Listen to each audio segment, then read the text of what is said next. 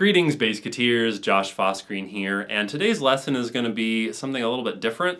I'm going to show you how I use improvisation to come up with stuff to practice. Okay, this isn't something I invented, but it's something I take advantage of a lot, and I know a lot of people don't do this, so I think you might really benefit from seeing what I got going on here. So basically, here's how it works. You pick up your bass, you just start improvising, which just means play whatever the hell you want. Preferably not like recycled licks that you already know. Like try to explore something new and different that maybe you haven't played before or that you're still not totally settled in.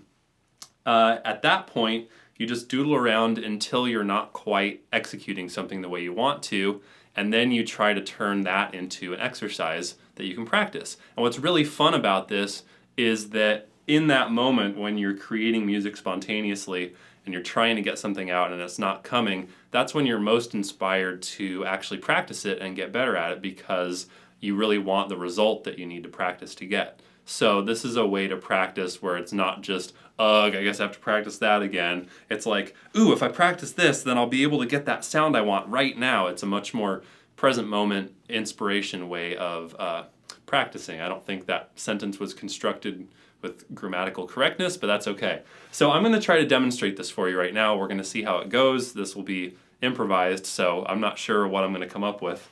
I'm just going to noodle around and then basically see when I start messing something up, and then we'll go from there, okay?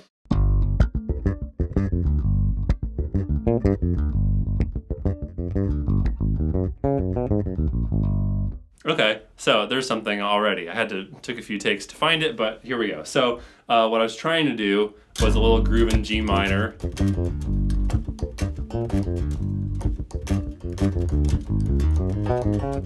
Then I was trying to pull that fill from A flat minor pentatonic, so just the minor pentatonic up a half step, and I beefed it. So what I would try to do now is just try the same thing a few more times. So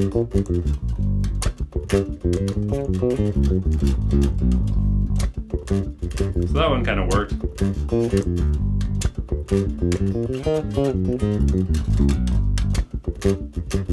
So I gave myself another take and I kind of worked out a couple fills.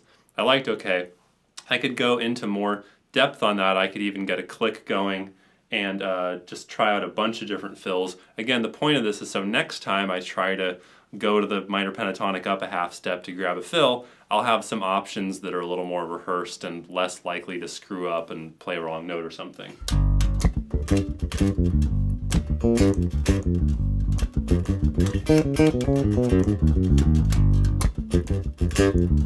Okay, so I'm feeling kind of satisfied with that, so then I would just kind of move on with the improv. I could force myself to practice more. I could work the tempo up.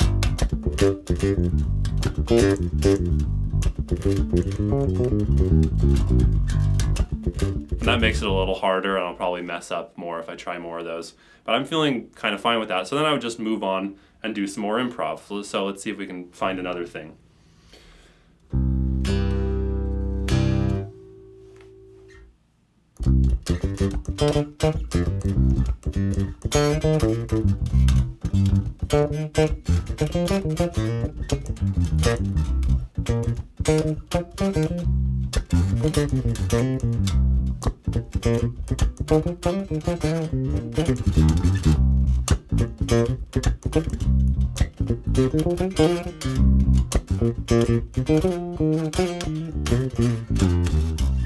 Okay, so I'm playing this little groove in C minor, and I found another thing I'm interested in, which is some of that articulation stuff I was trying to do that didn't quite get what I was wanting.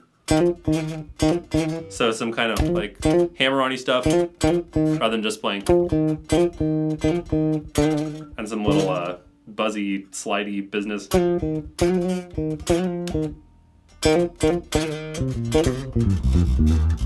So what I'm feeling curious about right now is, can I find like maybe an articulation that I wouldn't normally go to? Like I have a handful that I would do a lot. Like I do that one a lot. Or maybe there's a note of the scale that I wouldn't normally articulate that way. Maybe I could get a different sound again, I'm just going off what I'm feeling curious about, like stuff that I don't maybe already have in my bag of tricks. So let me just keep doodling around.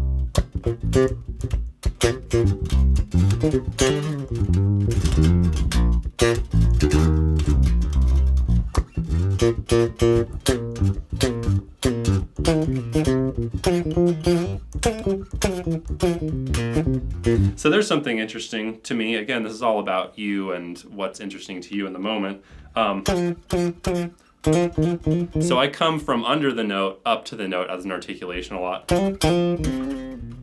But I don't come from above as much.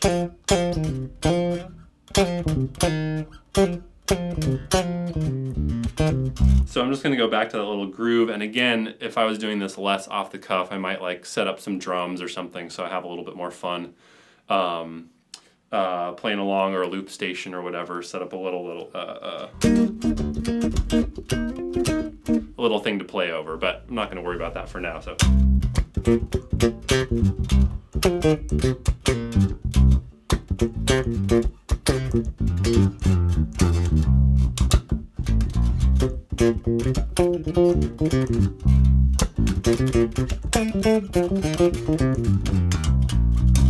yeah, I'm noticing that I use that articulation more, like coming from the flat 5 down to the 4. It's a pretty stereotypical lick. But using that articulation somewhere else in the scale, I wouldn't quite think of.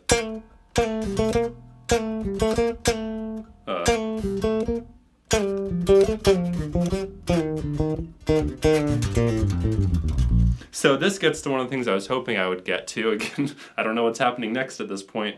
Is trying to make an actual exercise out of it. So what I'm noticing is I'm basically working off a C Dorian here. I was playing some blues scale notes, but let's just say C Dorian, and I'm trying to get more comfortable with that articulation where I come from above, one scale note above my target. So it doesn't just sound like... So it sounds a little bit more vocal and interesting. Okay, it's something you can hear a lot of great bass players doing when they're playing melody lines to get a more human vocal kind of sound, is use articulations like this. So I'm noticing I do that in some places but not in others, so what I'm going to try to do is come up with a little lick that uses that articulation and sequence it through the scale. Okay, sequencing is a big part of what I do when I come up with exercises here. So let's start with a C as our target note. I'm working off a C Dorian here. You don't necessarily have to follow along with this actual exercise. I just want you to understand the concepts. So C is my target note, so I'm going to start one scale note above that. I'll just make this really simple. I'll just pick a target note, which is C. I start right above it, and then just go to the next scale note down. So I'm on a D, I go instantly down to the C, and then I play a B flat. Just 9 octave 7. And then I'll sequence that down.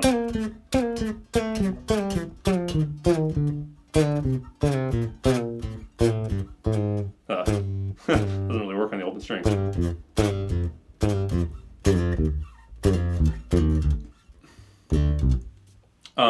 I can come back up the scale.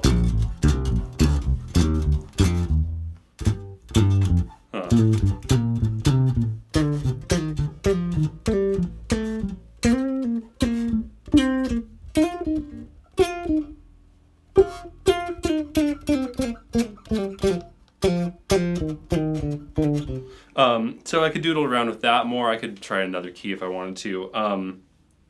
I can also play with, I could do it all in the same string instead of cross string like that.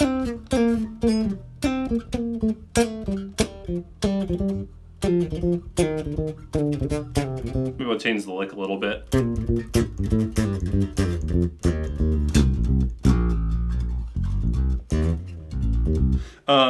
Okay, maybe I'll now do a more interesting lick.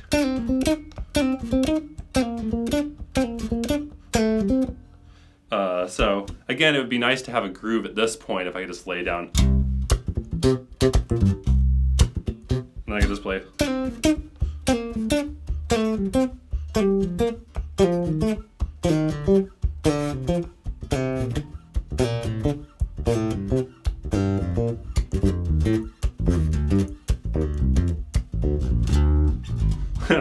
of the frets. I couldn't think fast enough. Okay, so again, I'm just sequencing a lick. I'm going 9, root, 7, 3, and then just taking that down. So it's basically just a descending scale passage, and then you end up one note above where you started.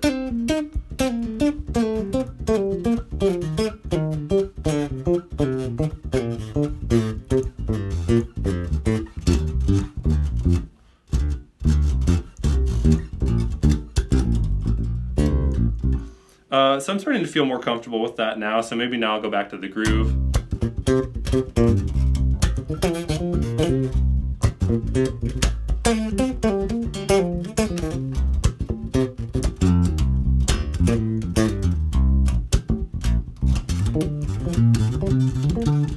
Okay, so there's another thing. I want to do that boogity boom rhythmic pattern thing, but I'm not quite finding the notes. So again, I'm just doodling around, finding my curiosity, and then seeing how I can work on that. So I had one of those that I liked. So there's a lot of da-da-da-da is the rhythmic pattern I'm looking for. Ba-da-ga-boom, ba-da-ga-da-down, ba-da-ga-da-down. It's a good little pattern for jazz and funk and probably many other things.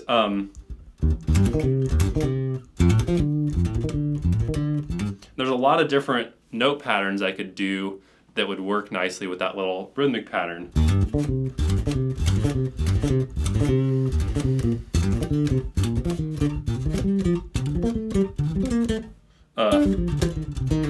Let's see. So what I'm curious about is, could I execute those a little more consistently?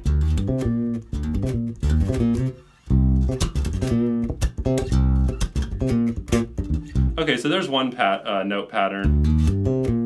I'm going, again, on C Dorian, 2nd, 3rd, 5th, octave, 7.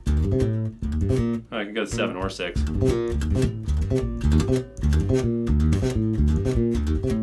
Let's stick with the 7 for now. I'm going to try to sequence that. So 2, 3, 5, 8, 7 is going to become 3, 4, 6, 9, octave. I'll take it up again.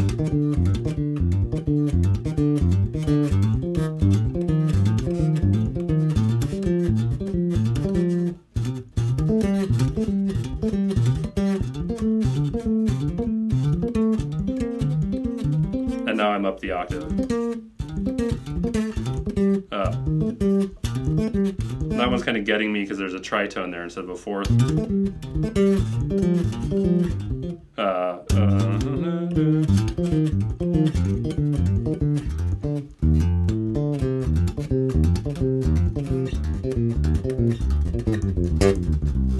Okay, so that's one way I could do it. What if I take that last note down like I want to do?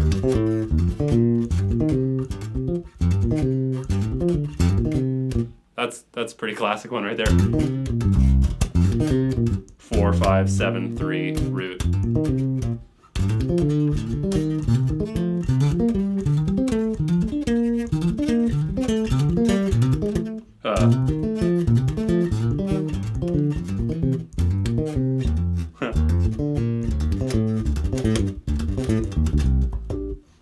So there I am making an exercise out of that little lick I wanted to execute better, and I could come up with some more variations on that. Just different shapes to do that work well with that rhythmic pattern, and then I could bring it back into context and just try to do some fills that include it but not exclusively.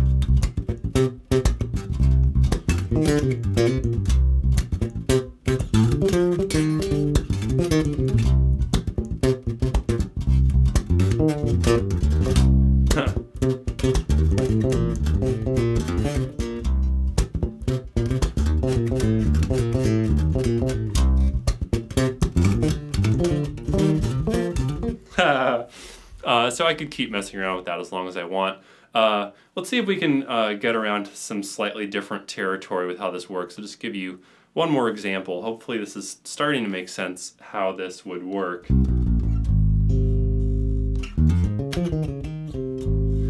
Here's another interesting pathway. Hopefully I can get us down.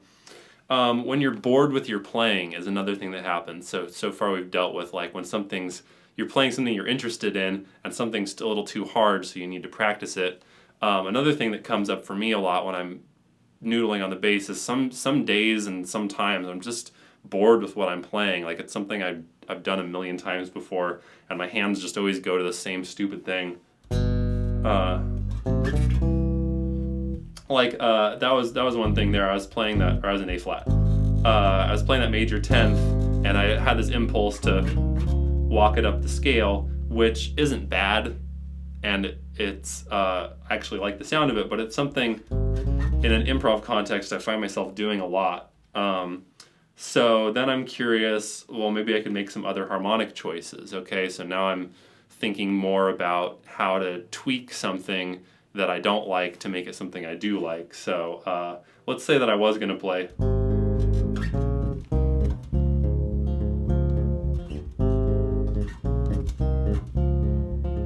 Something like that, which is all A flat major. Again, you don't need to follow along with these notes or anything. It's just conceptual data that I'm really trying to impart. So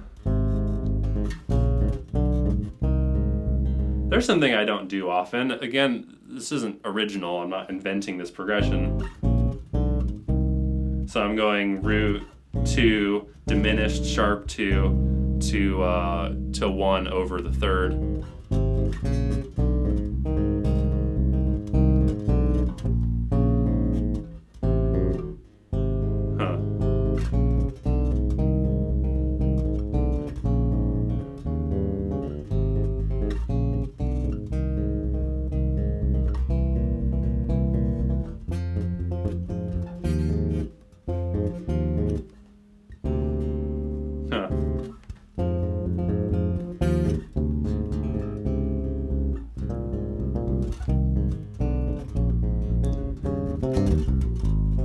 Okay, so I took something that I was bored by. I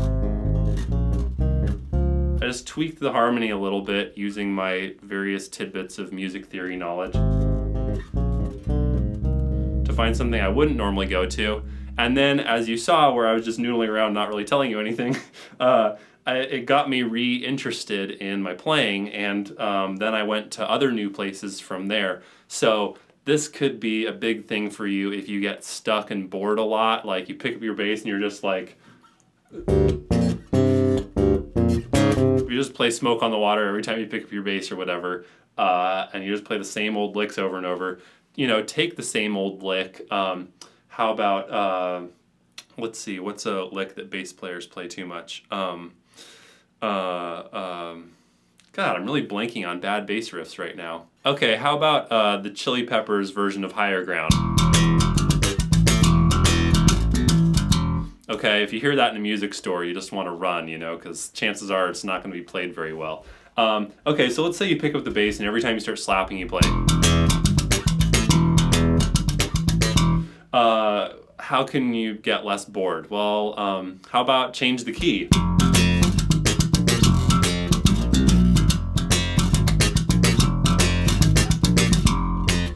Okay, take it through some more keys.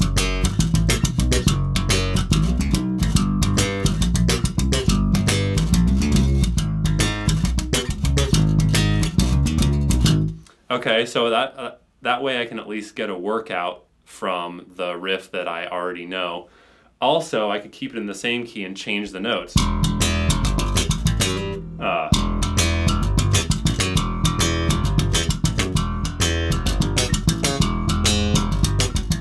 Okay, so what if I turn those all into tenths instead of octaves? So E and G sharp, G and B, A and C sharp.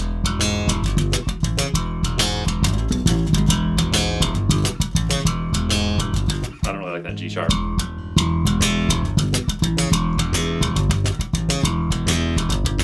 Or I could actually change the chord progression.